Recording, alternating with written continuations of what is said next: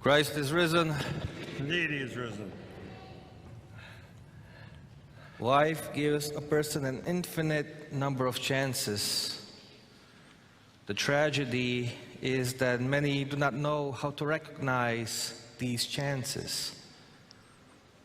The Samaritan woman wasted many chances in her life. She may not have hoped that her life could be better, changed for better. But then a simple request was made to her: give me a drink. It was opportunity for a good deed. Since she was at the well, this deed may seem meaningless, insignificant. It was an act that wouldn't cost her anything.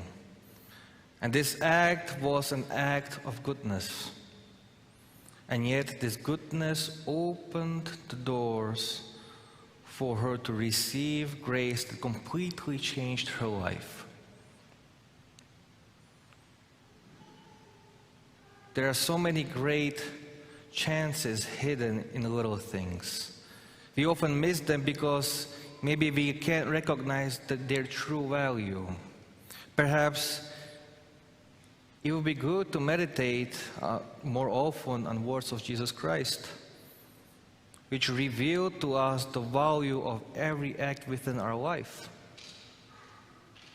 Christ says in the gospel, "Whatever you did to one of these least of my brothers, you did it for me." From this point of view, every deed, even the slightest deed, has a great value. Goodness, even if it concerns little things that cost us nothing at first glance, open the door for us to receive huge praise. God is great, and He rewards even the small act of love in a royal way. So thinking about today, I remember a story my father shared with one of his seminarians in Slovakia. It's a true story, and I know the man. But I think it is fitting to share it today. A priest missed a bus and went home on foot.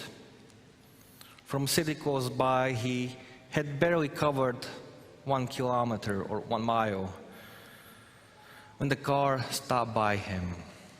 The driver was from his parish, but the driver didn't know the priest because he was not active in a parish.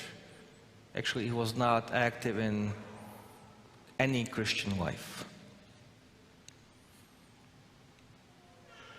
So he therefore welcomed the opportunity to talk to him. And the man behind the wheel started the conversation. "I'm sure it was miserable to walk alone like this. I hate loneliness." And the priest says, "I was not miserable. I prayed so I was not alone." And the driver said, realizing who is he talking to now, "I know, Father, what you're coming across." Meaning, you prayed. "But nothing will help me anymore." And the sentence doesn't make sense. Maybe it was some kind of an excuse from this man to the priest. And the man said, "I have so many problems in my life that they cannot be solved. I'm a lost case." And the priest objected. "There is no problem for which there is no solution." And the man said, "If you knew mine, you would say otherwise." So the priest challenged him and said, "Try to tell me, and then we'll see." The driver gave it a thought, cleared his throat, and began. At first he was hesitant, but then sentence after sentence he began to speak faster. And it seemed like that he wanted to get everything off his chest right at that moment. And since they were almost at the village, the man stopped the car in front of the sign, and he turned off his car, and he talked and talked more. And then priest began to understand the reasons why this man has removed himself from Christ. And then he also understood that no simple advice will help this man at this moment. So when the man has finished telling him all his problems, the priest said, "I can help you, but we will need more time for that. Why don't you come for coffee?" The man refused, but he promised that he will definitely come next time he's available. And he came. So they were sitting over the coffee, and the priest was explaining a gospel, teachings of the gospel to this man. And after an hour, the man said, a little bit annoyed, "That's nice, Father, but you really haven't touched anything what I've told you. None of my problems can be solved." And the priest smiled, and he asked him, "Do you really think that? I've been telling you about all your problems all along." After the good visit, the man left, a little bit disappointed. But a few hours later that day, he called the priest and he said, "Father, I understand. In some things I can see clearly now.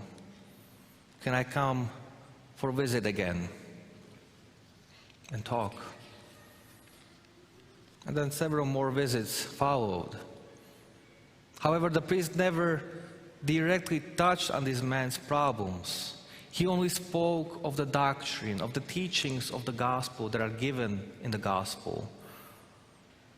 And then the man listened, and he thought about the teachings of faith, and finally he said, "Now I understand that my problem was a problem only because I did not know and I did not understand the teaching of Jesus Christ correctly."